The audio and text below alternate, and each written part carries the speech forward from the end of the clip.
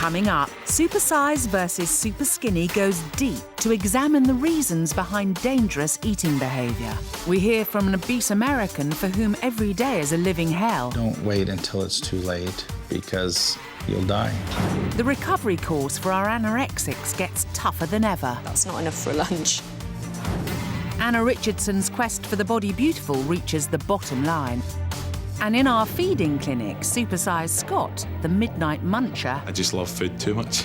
and super skinny Emma Maybe I'm just a bit of a control freak. will be swapping diets for 5 days. And Dr. Christian Jessen will be forcing them to confront the causes of their extreme eating. It's no longer about what you're eating. It's now about what's eating you.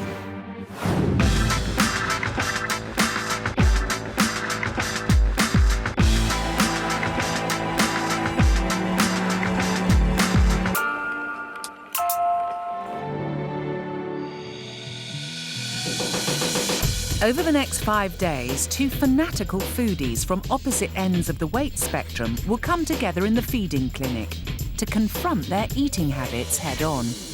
Entering the diet den this week are Scott, the unstoppable eating machine, Quite a big fan of meatballs. and health freak Emma. Last night really didn't like what I had, so... It doesn't matter, eat the damn stuff.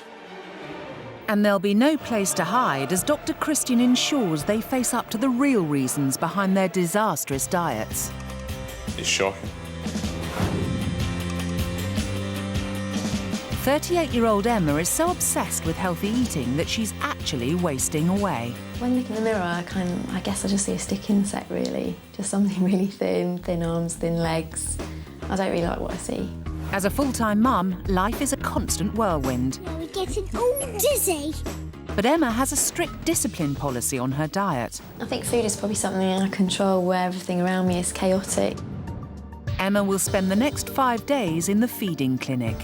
She's already had a full medical to ensure she's up to the challenge. 163 centimetres tall. The minimum healthy weight for a woman of 5'4" is about 7 stone 10 pounds. 85 pounds. Emma barely tickles the scales at 6 stone 1, which means she's nearly 2 stone underweight. So, Emma, your BMI actually was even lower than I imagined. It's 14.5, which is alarmingly low. You know, this is almost ill BMI, because being at this weight will absolutely lead you to a very, very high risk of osteoporosis. I think my diet's just really healthy. There's not an awful lot of... Hold on. Your diet's really healthy. Yeah.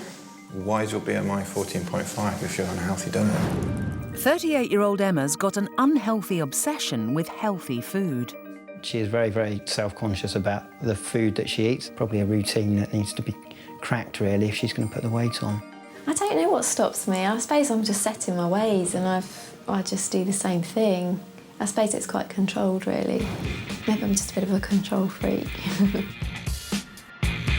Emma needs a big helping hand when it comes to letting go of control over her diet. And we've got just the man for the job, her supersize opponent, Scott.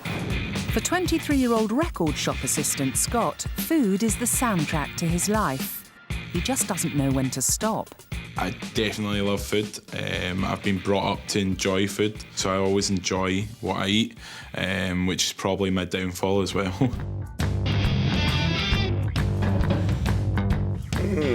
388 pounds. At 27.5 stone, Scott weighs nearly 5 times more than elfin Emma. You're off my scale, Scott.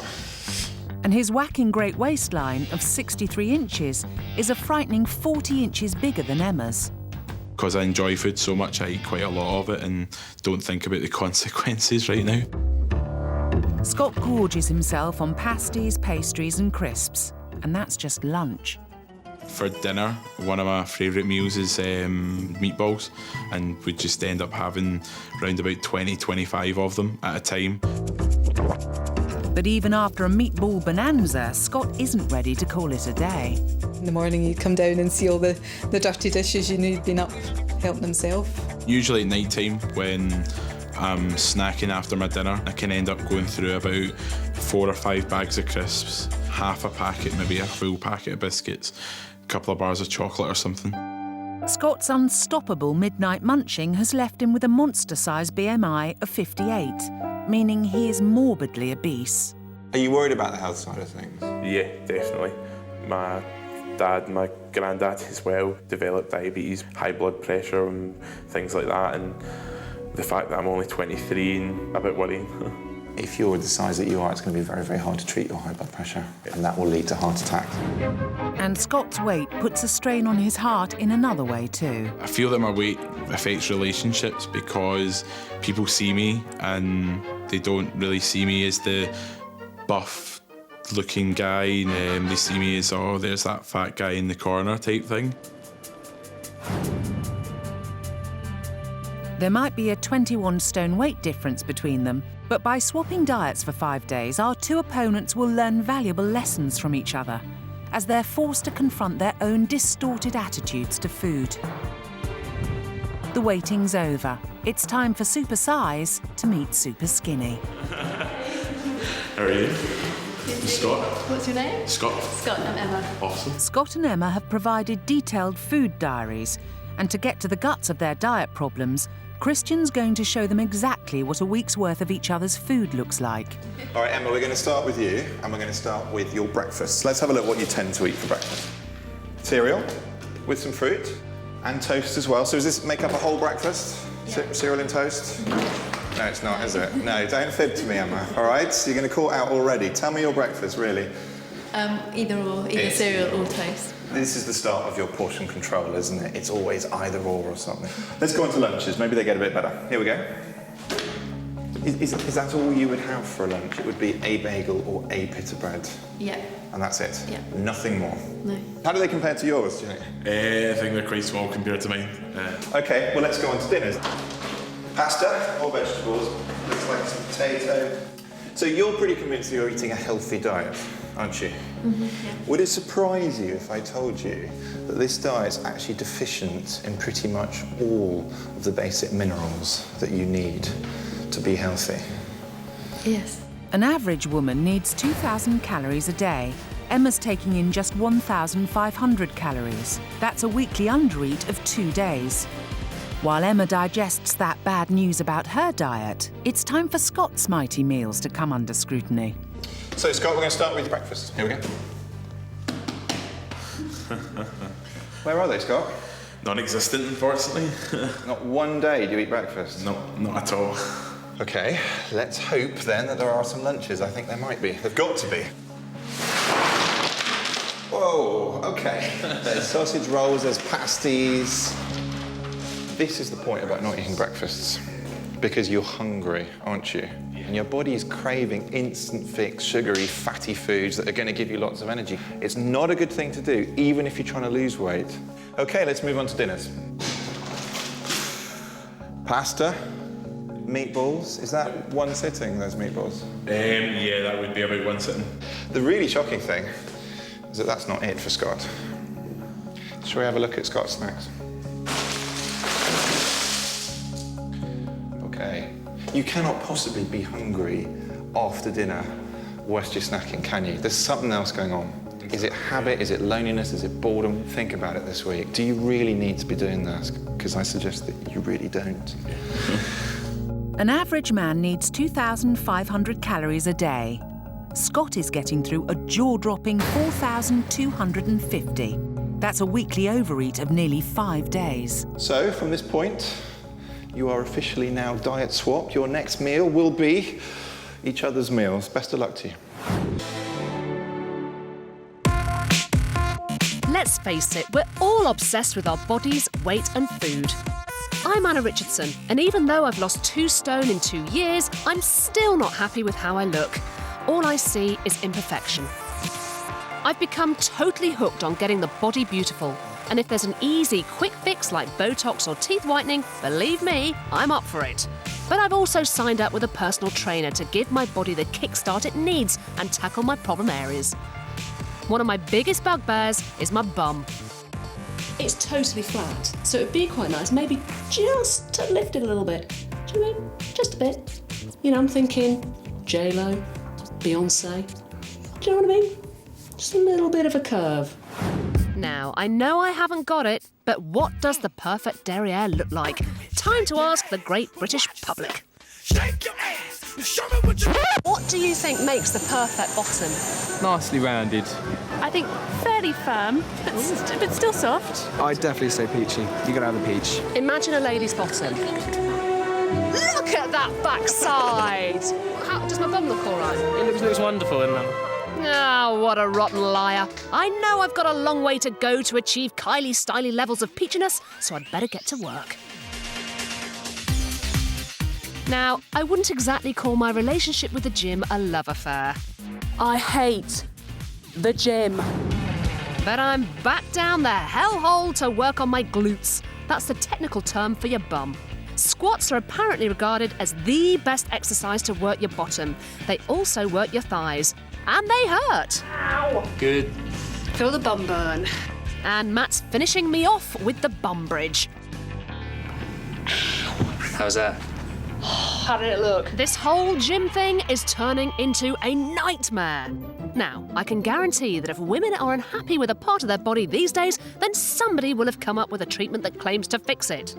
I'm going to find out what's involved in a brand new instant bum plumping procedure. Dr. Richardson at your disposal. Bend over, you will not feel a thing. Macrolane injections are a naturally degradable gel, and they've been used to fill out boobs, calves, and yes, even penises. Now they're being used to boost bums as well. Heidi's all right? I'm being allowed to watch as 33-year-old mum Lisa Turner gets jabbed. After a local anaesthetic, Dr. Ayubi sets about injecting the gel under Lisa's skin. But you're not in pain, Lisa? No, not at all. Time to plump up the volume on buttock number 2. Gotta tell you, Lisa, from here, you're looking fabulous. I'm looking, Anna. Lisa's new bum will last between 12 to 18 months before the gel disintegrates. Okay. Wow. Yeah. It is definitely peachier. Lisa seems happy, but the injections can have side effects, including redness and soreness. I do think, actually, that is, the perfect quick fix. That took maybe half an hour. She has got, a really great bum. I know mine is sagging a bit, but it's definitely not for me. I've said no to big scary needles, but later I meet a woman who spent £500,000 getting the perfect body, and that includes doing it DIY.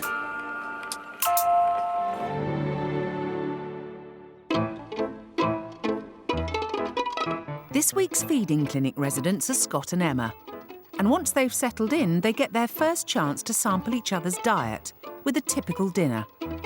So for Scott, it's a jacket potato with cauliflower cheese. And for Emma, it's chips with 20 of Scott's famous meatballs. It might be the first vegetable Scott's seen in a while, but it's not a happy reunion. Not a huge fan of cauliflower. Not a huge fan of meatballs. It's one of the vegetables that I really don't like. Kind of makes me feel sick if I have a couple of bits of it, to be honest. While Emma ploughs on, Scott throws in the towel. I think I will have to leave it because I don't think I could face another bit.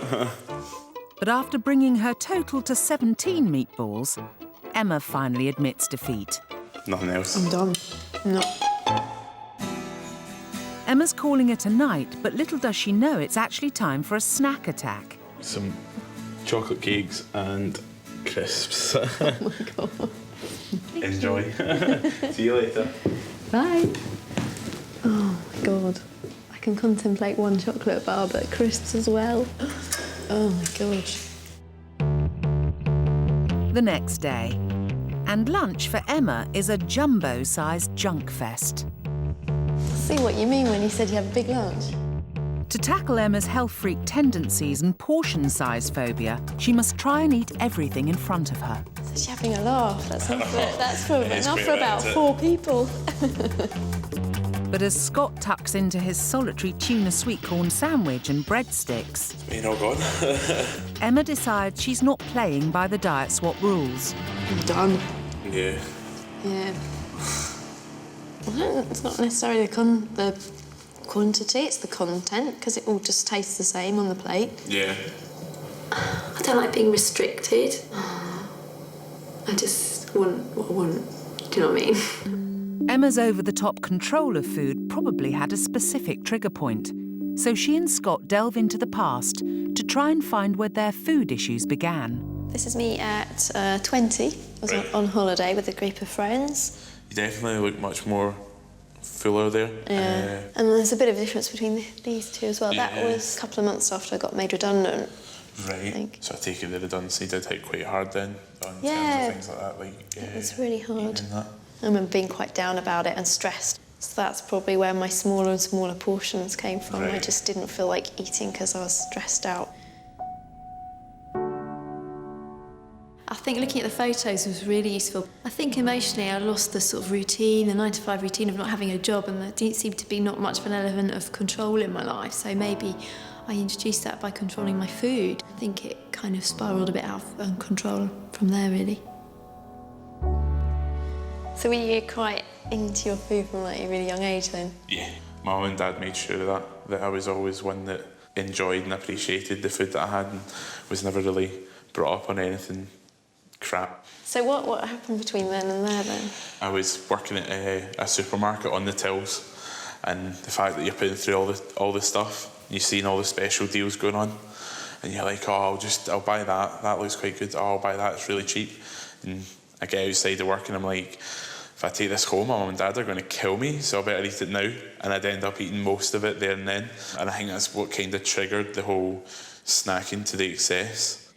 So, do you think it's because your parents kept you under quite a tight rein and didn't let you have like any rubbishy, junky type food, that when you suddenly realised that you went the other way because you'd never been had it, you'd always been denied it? Yeah, I'd never actually really thought like that before.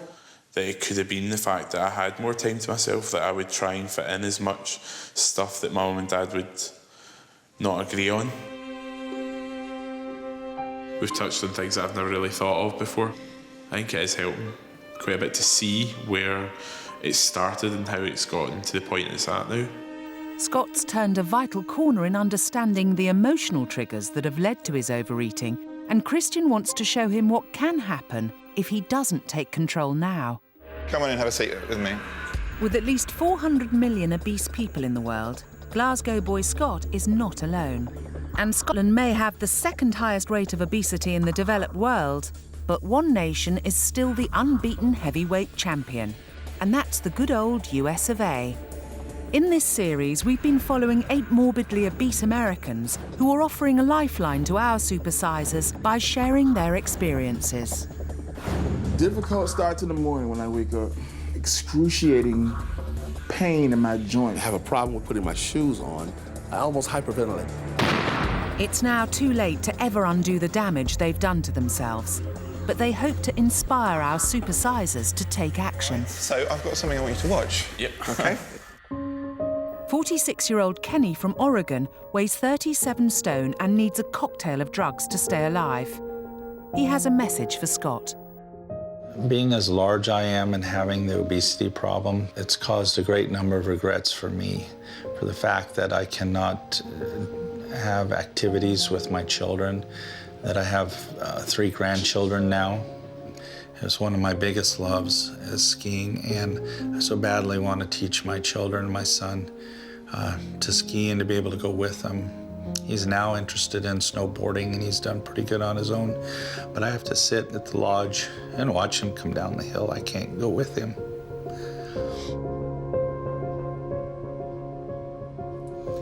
Elizabeth, can you help me? I need a lot of assistance doing routine activities that a lot of people take for granted. My esteem is so low. It just makes me feel, less than a person than I could be or that I want to be. Because of my obesity, I started having some serious health issues. I have high blood pressure. I have to take medication for. The extra weight on my body has affected my joints in such a way that I'm just filled with arthritis. And I had a pulmonary embolism in January of 2008, which I was hospitalized for.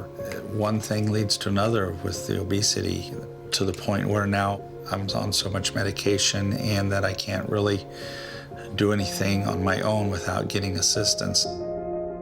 A message I would like to send out is that The weight problem, the obesity problem, isn't something that you have to fix on your own.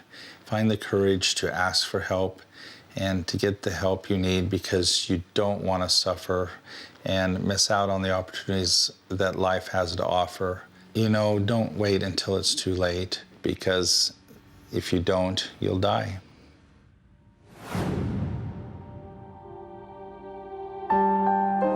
Did you see any sort of parallels, things that you're feeling or suffering from that he talked about? He wanted to be able to teach his kids, like skiing and snowboarding and that, but he's got to watch them from the cabin. Same thing as me, you have to watch my mates go snowboarding. The fact that I can't join in with them, and it's something I'd love to do. Do you think this will have an effect? Just seeing someone like that. The problems that he's got now, because he's not doing anything about it. Yeah, it's sinking in there. Yeah? Yeah, definitely. Yeah. All right, well done, Scott. Awesome. Kenny's message has given Scott a major wake-up call. He's always wanted to go snowboarding, but felt too shy of his weight. Now he hits the slopes for the first time ever with keen skier Emma. I can't get up. I'll hop you up and then... Hey. Oh.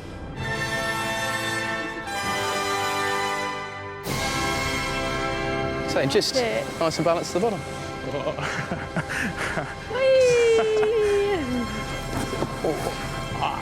Oh, it was going. It's going. You just can't keep a good man down, and Scott straight up the hill for more.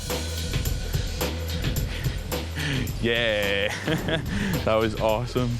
I always thought I had a terrible balance, but it's not too bad, and it's been brilliant. I'm kind of gutted I've left it till now to start doing this.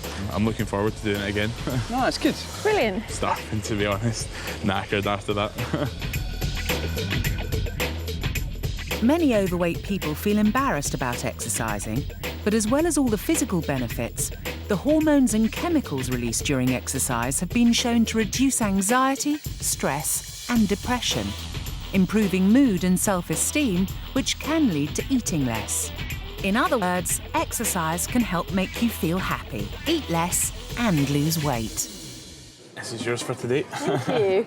But Scott's mood's about to take a turn for the worse. Not only is his après-ski lunch no more than a cheese salad bagel... Not a huge fan of tomato, but... You can take them out. I think today I couldn't care less. But Emma, who's faced with another feast of prawn roll, pasties, crisps and chocolate, is once again attempting to dodge the stodge. Can't face pasties today. No, not even one. She's had no breakfast and she's getting a big lunch, but she's not eating it because it's something that she's not too fond of. Whereas, I mean, I know personally I've been eating things that I'm not fond of. Sure you don't want to try the pasties because you're so hungry? No way. The pasties, I'm afraid I failed miserably. Big chunks of meat inside a pasty. Can't handle that, I'm afraid. The fact that she's not tried is a bit annoying.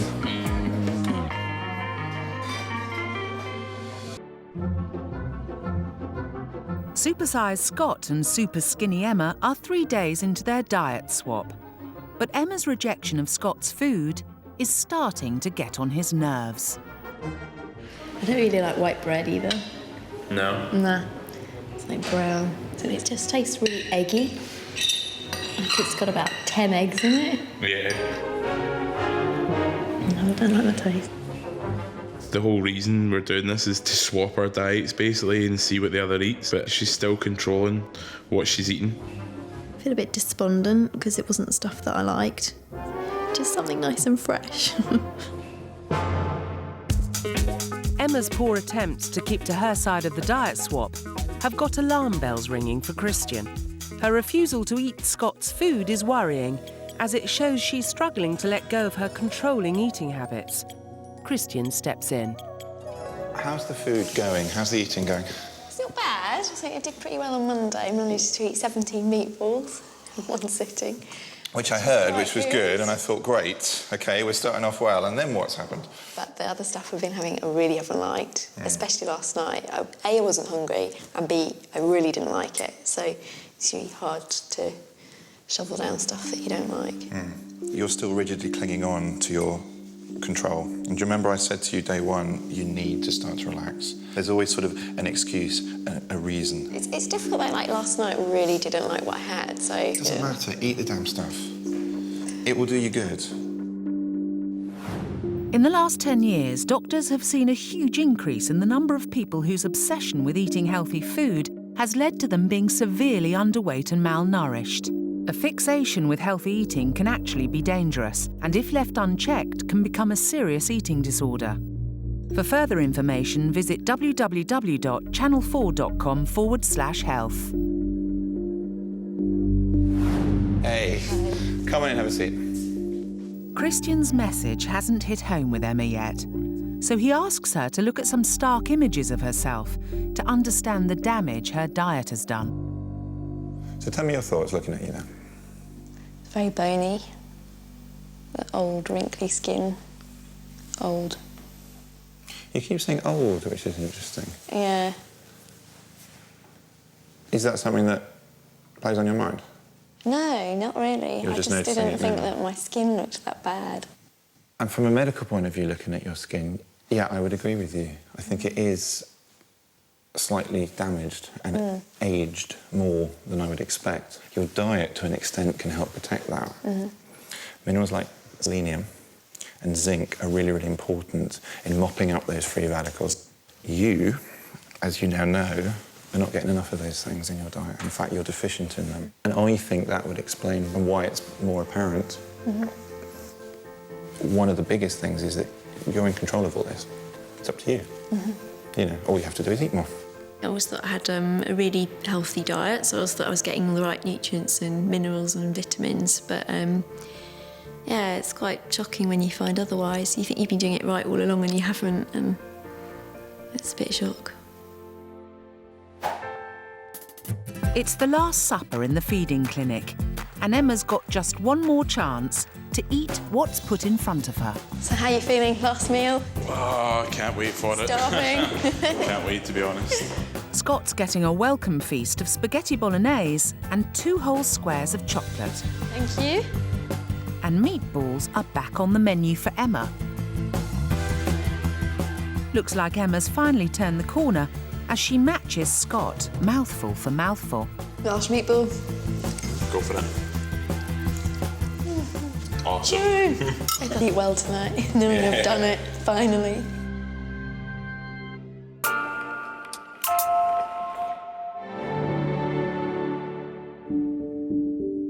In the UK, over 1.6 million people are battling with an eating disorder, and these figures are rising.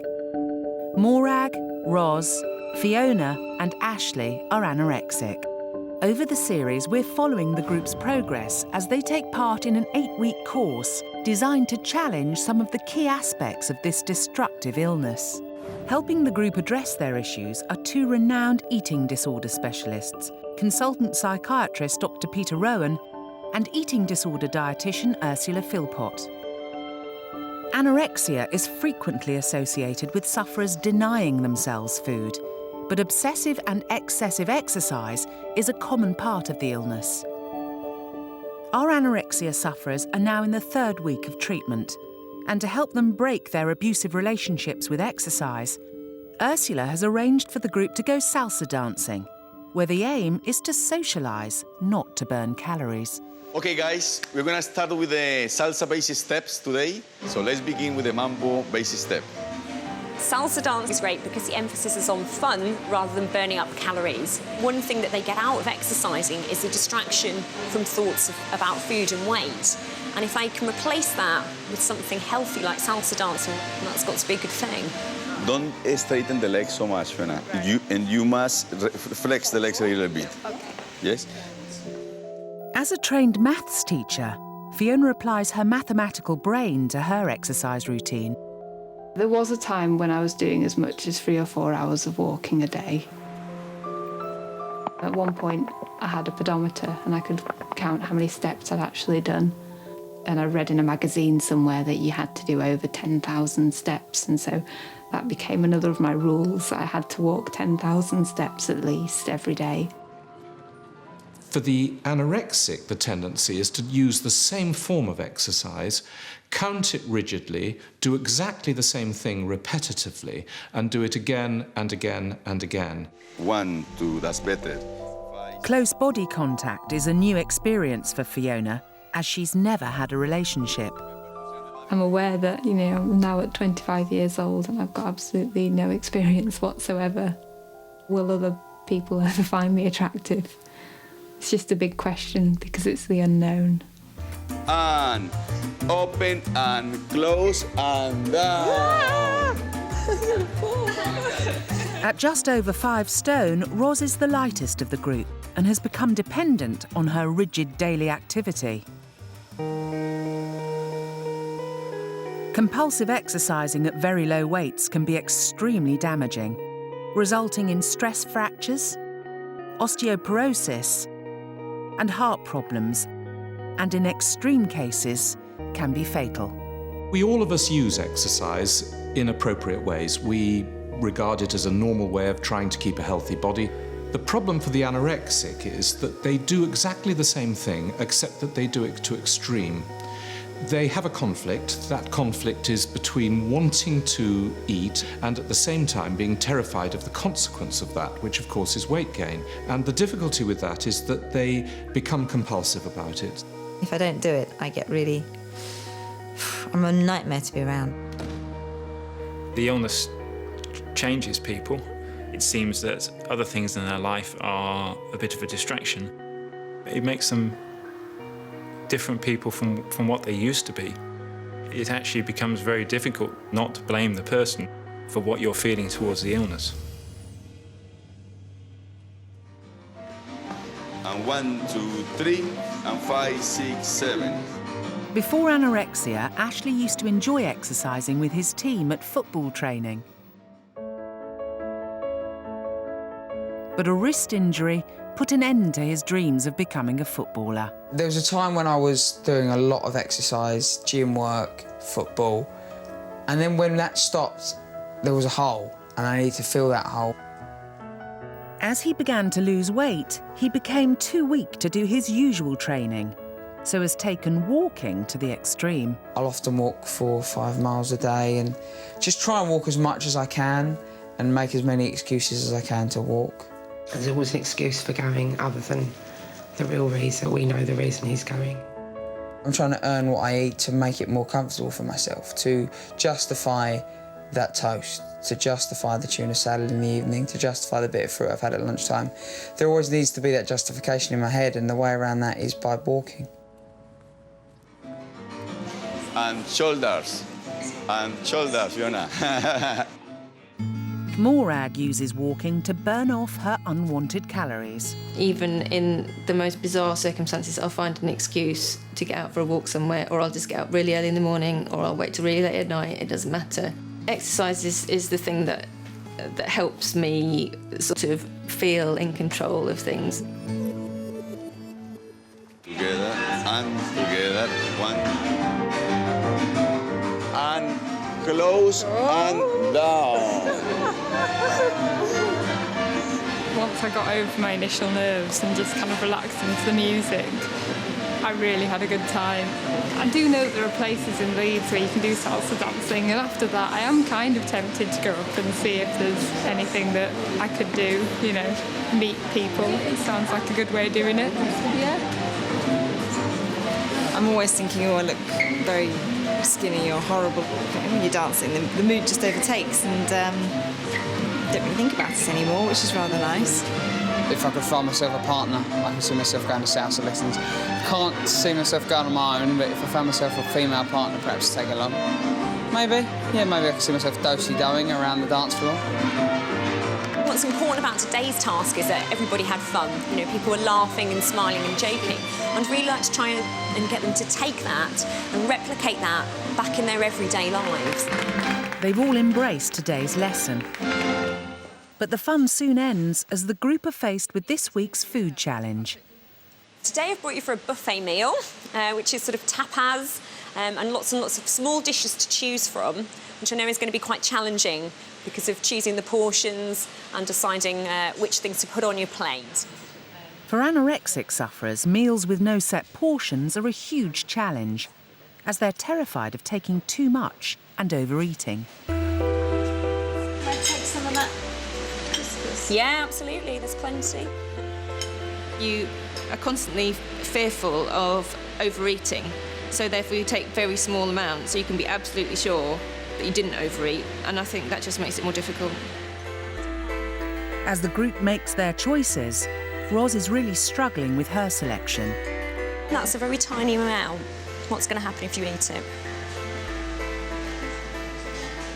What I would say is you need to have I'd have a hunk of bread with that. That's not enough for a lunch. So do you want to put some bread on? Yeah.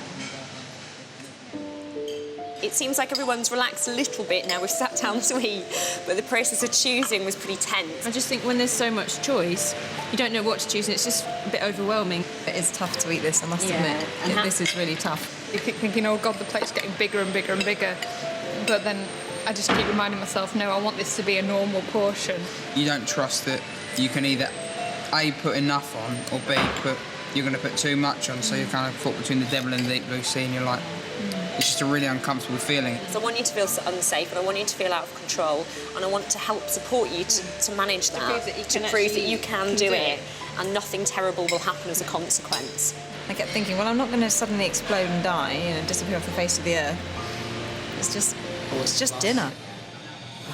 Next week, our anorexia sufferers tackle their body image by going clothes shopping. I felt I looked like a man should look. Now I kind of feel like I look like a little boy. And messages from home remind them why beating the illness is so vital. I really miss you. Love, Adam.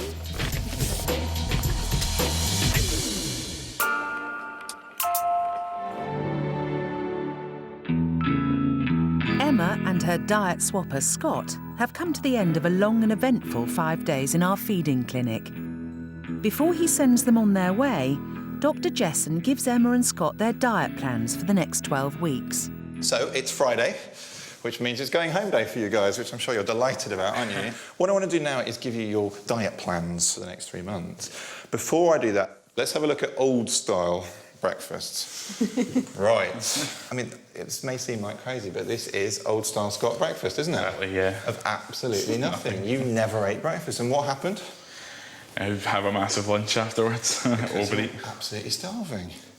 So let's have a look at what I think a breakfast should be. You've got whole grains in the cereal. Cereals are also fortified by the manufacturers. They'll have iron, they'll have minerals, they'll have vitamins in, things that you need. They're already added into that cereal. The whole grains are great for heart health, reducing risk of diabetes and cancers. Again, fruit. A portion of your 5 a day is in there. Orange juice is great because not only is it a portion of your 5 a day, but also the vitamin C in it helps the absorption of iron from the cereals. So the two work together, which is why mixing things, what you used to do is have one thing or another thing, didn't you? And there's not a lot of mixing lots of stuff together, but the importance of it is it actually helps everything, yeah? So let me give you your diet plans. Over here, Scott, that one is yours, and that's for you. And, give it your best. Yeah, I think I will be changing my diet quite a bit. I think there'll be a lot more fruit and salad in there, and a lot less pastry. Awesome. Hope you do well. too. See you later. If I can eat big amounts of food that I don't like, or food that I'm not really keen on, it'll be much easier doing it with stuff that I really like. Coming up, Anna gets to grips with a real-life Barbie. Can I feel your bum? Of course you can. That's where the implant is. And after 3 months on their new diet plans, Scott and Emma come face-to-face once again.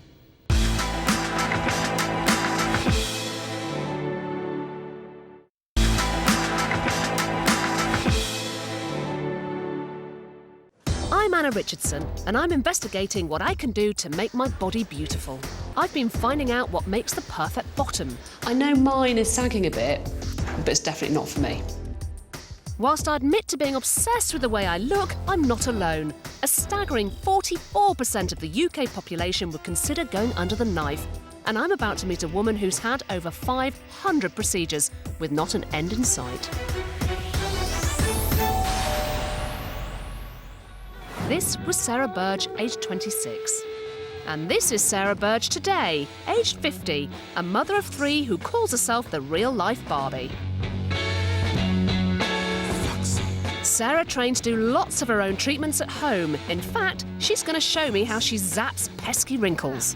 So this is my calcium hydroxylapitate, derived from bones and teeth, a natural substance that is body degradable. Yeah. When you look at yourself in the mirror, can you remember what you looked like when you were younger? Absolutely not. As Dolly Parton said, it takes a lot of money to look this cheap. Sarah's surgery and treatments over the years are worth a staggering £530,000. What have you had done? Well, everything really. I mean, from my head to my toe. I've had ear pin back at the age of 7. I've had a couple of facelifts, or 2.5 to be exact. Okay. I've had cheek implants, chin implant. I've had upper and lower eyes done. The body, I've had a breast reduction. I've had liposuction, all various areas of the body. And my butt has been stuffed. Really? You've got bum implants? Bum implants, yeah. So totally addictive. I mean, once you see the benefits of having something done and the improvement that you can achieve, then you think, oh, what if I do this? What if I do that? Would you have anything else done? Oh, yeah, I could just keep on going. Keep on going until you're dead? Well, almost dead, yeah. There's just one crucial thing I need to ask before I leave. Can I feel your bum? Of course you can. Go on. Can you feel that? Yeah, of course I can feel it. Which bit is that? The implant? It's totally plastic, you know. I just can't work. That's where the implant is. That's amazing. That is quite nice in a strange way. I've had a long, hard think about our Sarah, and I've come to the conclusion that when I was chatting to her, I kind of got swept along by her addiction to surgery and thought, yeah, you know, good for you, you look great. But actually, on reflection, I'm now thinking, is it really that good an idea to look like Barbie in your 50s? And thinking about what she's put her body through, I'm now thinking, actually, plastic really ain't that fantastic.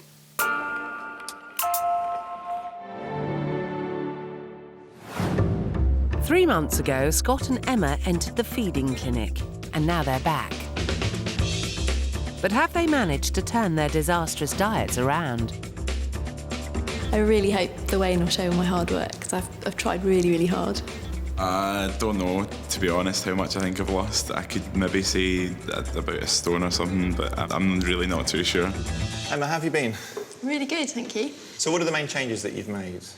I'm definitely a lot less controlling on food.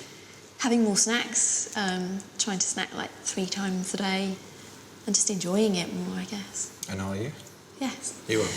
Do you think you've made the sort of progress that you'd hoped to make? I'm not feeling as cold all the time, and I think I've got more energy, so... You do? You feel better, do you? Do you feel healthy? Definitely feel better. So, Scott, it's nice to see you again 12 weeks later. How's it been? It's been really good, yeah. I've been enjoying doing the diet and it's going really well for me. So no more pasties?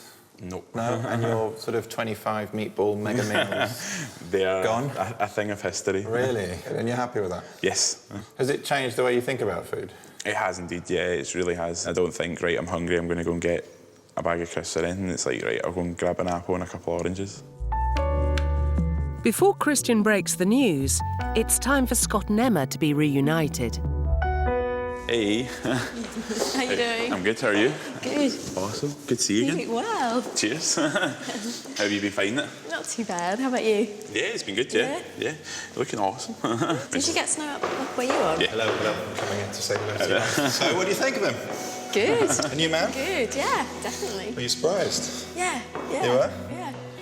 Did you expect him to look... I mean, to me, he looks very, very different. It does look different. Does he look different to you? Yeah. Did you expect that, or were you kind of thinking he's not going to do it? I don't know. He just did really well in the house. I was just hoping that it didn't slip back into bad ways, but definitely, I noticed it in the face, I think, more than anything.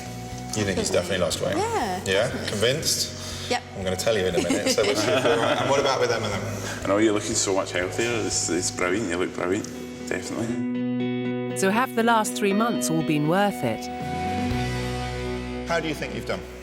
Don't know. Half a stone? Half a stone? Maybe. A bit more. Well, I'll put you out your misery. Quite a lot more than half a stone. You've gained 11 pounds. And you've put on 3 inches around your middle. 3? 3 inches. Yeah, happy? Yes. Yes? Happy. Yeah. That's pretty good, I have to say. So, Scott, what about you? 11 pounds weight loss or a bit better? I'd hope it would be a bit more. Do you want to hazard a guess? 2 stone? 3 stone? 2? Is it 2? 3 stone, 3 pounds, more than 3 stone. Yeah, and this is where it's really noticeable, 8 inches down around your belly. Wow. 6 inches down around your thighs. Are you happy? Very happy, yeah. I'm so surprised by the weight loss. I was so surprised when he said it was 3 stone, 3 pounds. It was insane. Absolutely amazed. Like, I didn't think it was going to be anywhere near that at all. I think the experience has taught me not to be so controlling over what I eat and just be more relaxed. And it's taught me that I can eat a hell of a lot more than I thought I could.